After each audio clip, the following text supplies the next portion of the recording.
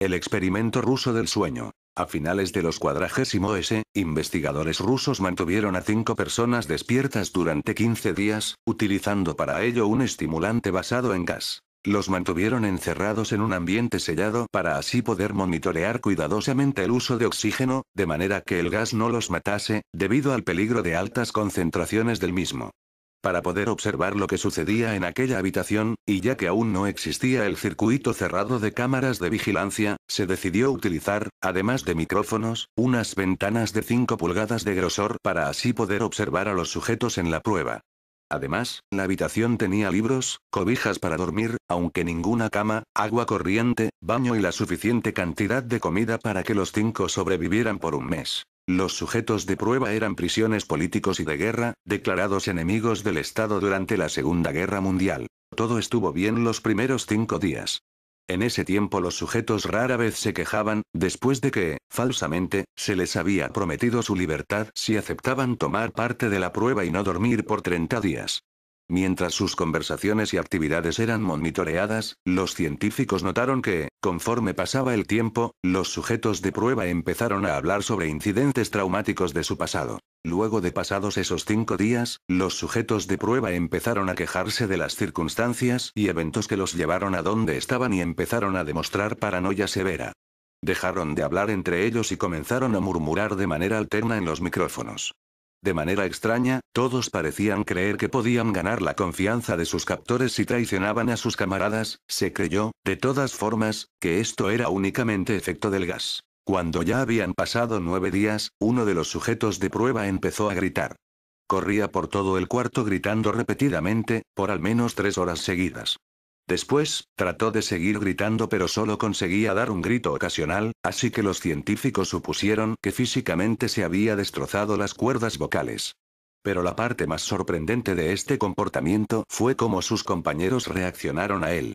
O mejor dicho, cómo no reaccionaron, ellos solo continuaban murmurando en los micrófonos hasta el momento en que otro de los sujetos de prueba empezó a gritar. En aquel momento, 2 de los sujetos de prueba que no gritaban tomaron los libros, les sacaron las páginas, las llenaron una por una de sus propias heces y luego las pegaron en las ventanas, cubriéndolas, tras lo cual los gritos de sus otros 2 compañeros cesaron repentinamente. Al igual que los murmullos en los micrófonos. Pasaron 3 días luego de aquello. Los investigadores verificaron los micrófonos constantemente para asegurarse de que trabajaban, porque era imposible que 5 personas, que eran los que estaban dentro del cuarto, no produjeran ruido alguno. De hecho, el consumo de oxígeno indicaba que los 5 seguían vivos y no solo eso, dicho consumo de oxígeno era el necesario para 5 personas que realizaban un ejercicio extenuante. En la mañana del día 14, los investigadores hicieron algo que no estaba contemplado en el experimento pues podía alterarlo. Intentaron llamar la atención de los prisioneros. Utilizaron el intercomunicador dentro del cuarto, esperando con ello una respuesta de los sujetos de prueba, pues temían que estuvieran en estado vegetal o algo por el estilo. Los investigadores anunciaron: abriremos el cuarto para comprobar el estado de los micrófonos. Aléjense de las puertas y acuéstense con las manos atrás en el piso o se les disparará. A uno de ustedes se le otorgará la libertad si obedecen. Para su sorpresa, desde los micrófonos escucharon una frase, una sola. No queremos ser liberados. Hubo un gran debate entre los investigadores y las fuerzas militares que financiaban el proyecto. Intentaron volver a comunicarse con los sujetos de prueba a través del intercomunicador pero no hubo respuesta, por lo que se decidió abrir la habitación al anochecer del día 15. Se extrajo el gas de la habitación y en su lugar se empezó a enviar solo aire fresco. Inmediatamente, voces en los micrófonos empezaron a objetar. 3 voces diferentes rogaban, por la vida de sus seres queridos, que se repusiera el suministro del gas. Sin embargo, el plan siguió adelante y las puertas de la habitación se abrieron. Los sujetos de prueba gritaron más fuerte que nunca, al igual que los soldados, pues estos últimos vieron lo que había dentro. 4 de los sujetos seguían vivos.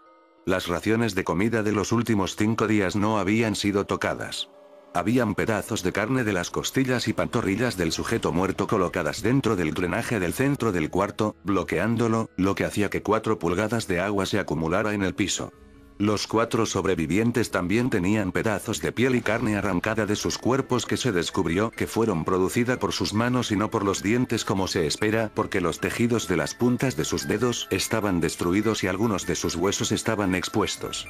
Además, se descubrió que la mayoría de las heridas fueron autoinfligidas. Pero todo ese daño no era superficial, de hecho, la piel y los órganos detrás de las costillas de cada uno de ellos habían sido removidos, mientras que el corazón, los pulmones y el diafragma seguían en su lugar.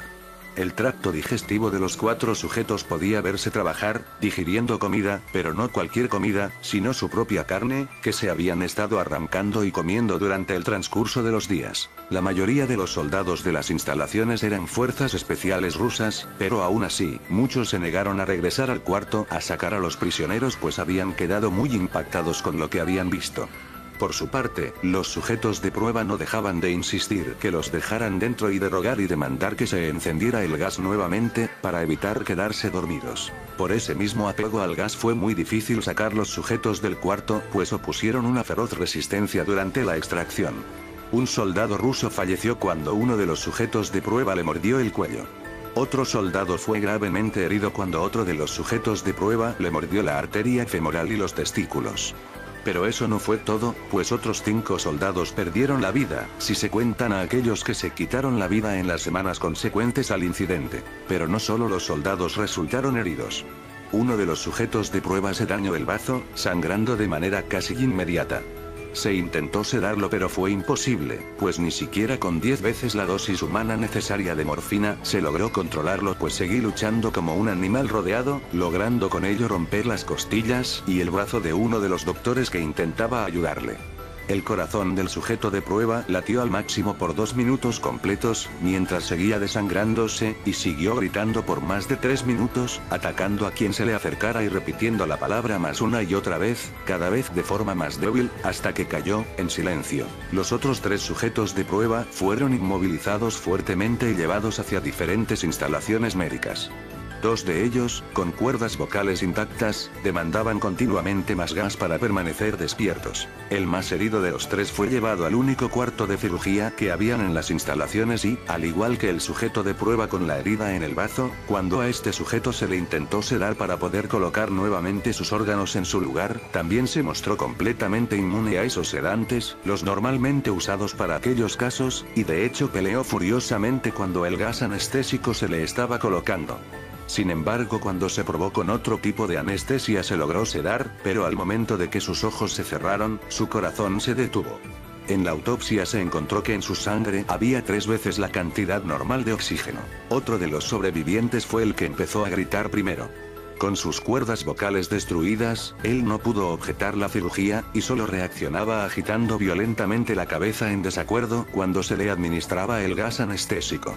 Inclusive afirmó violentamente con la cabeza cuando alguien sugirió hacer la cirugía sin anestesia, y ni siquiera hizo una mueca de dolor cuando se decidió proceder de esa forma en una operación de 6 horas en las que se intentó reemplazar sus órganos abdominales y cubrirlos con lo que le quedaba de su piel. Sin embargo, ya era casi imposible que el sujeto estuviera siquiera vivo. Una enfermera aterrada, que ayudó con la cirugía, comentó que la boca del paciente formaba una sonrisa cada vez que sus ojos se encontraban, como si aquel procedimiento fuera de rutina y no una cirugía que causaría un extremo dolor sin ningún tipo de anestésico, como en su caso. Cuando la cirugía terminó, el sujeto miró al cirujano y empezó a hacer sonidos fuertemente, como tratando de hablar.